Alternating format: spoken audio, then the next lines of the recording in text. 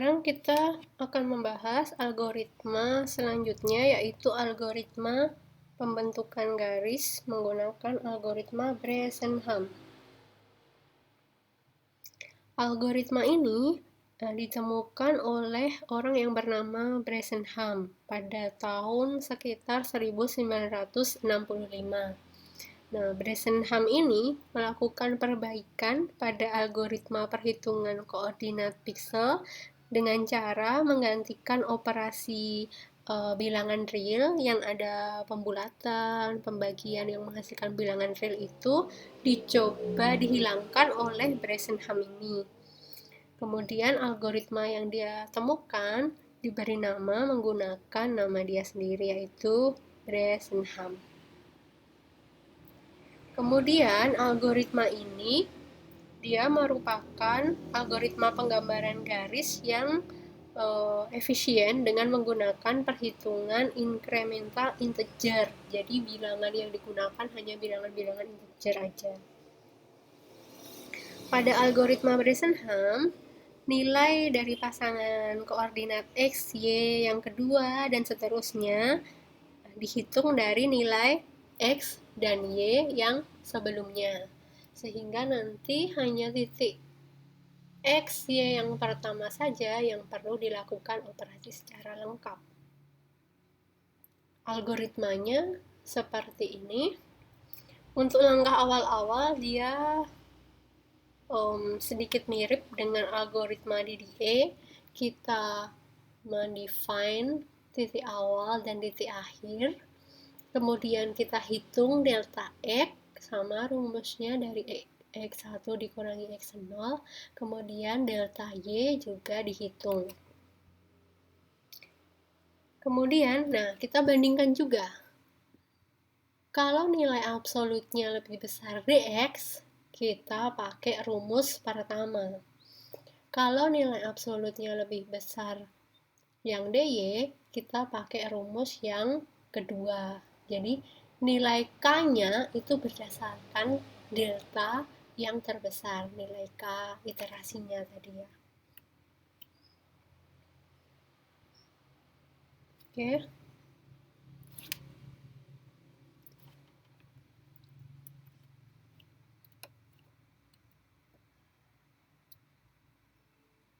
Nah, ini untuk nilai di mana kita menggunakan k-nya sama dengan dx.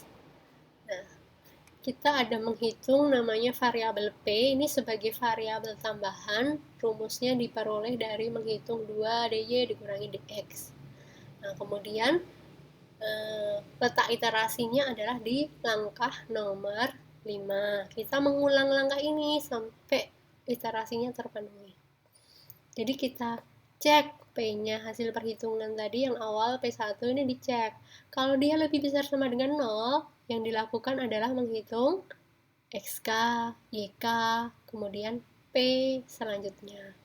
Kalau P-nya kurang dari 0, rumusnya pakai yang ini. Ya. Jadi untuk nilai P lebih besar sama dengan 0 dan nilai P kurang dari 0 itu beda di rumus. Kalau kita perhatikan ada bedanya di perhitungan Y selanjutnya dan perhitungan P yang selanjutnya. Kalau P-nya lebih besar dari 0, Y-nya ikut nambah, tapi kalau kurang dari 0, Y-nya tetap gitu ya. Nah, lanjutkan hingga semua langkah terpenuhi, yaitu langkah nomor 5 ini tinggal diulang-ulang aja. Kemudian rumus yang kedua sebenarnya analoginya sama. Rumus yang kedua ini kita pakai kalau banyaknya K itu sama dengan nilai absolut dari delta Y. Nah, rumusnya mirip dengan yang rumus 1 tadi sih. Cuma jangan sampai salah ya, di sini biasanya variabel-variabelnya ini saling ditukar. Kalau yang tadi di sininya dy min dx, ini jadi dx min dy kayak gitu. Nah, terus ini yang nilainya selalu bertambah, kalau kita perhatikan kalau yang digunakan sebagai k-nya adalah dy, maka nilai yang selalu bertambah 1 itu adalah Y ya, apapun nilai P-nya, Y-nya selalu nambah 1. Sedangkan nilai X, dia menyesuaikan. Kalau P-nya saat itu lebih besar dari 0, X-nya bertambah 1. Kalau P-nya kurang dari 0, X-nya tetap. Kemudian nilai P selanjutnya juga perlu dihitung pakai rumus ini. Oke, seperti itu algoritma Bresenham. Nah, langkah 5 ini sama, dia diulangi sebanyak K.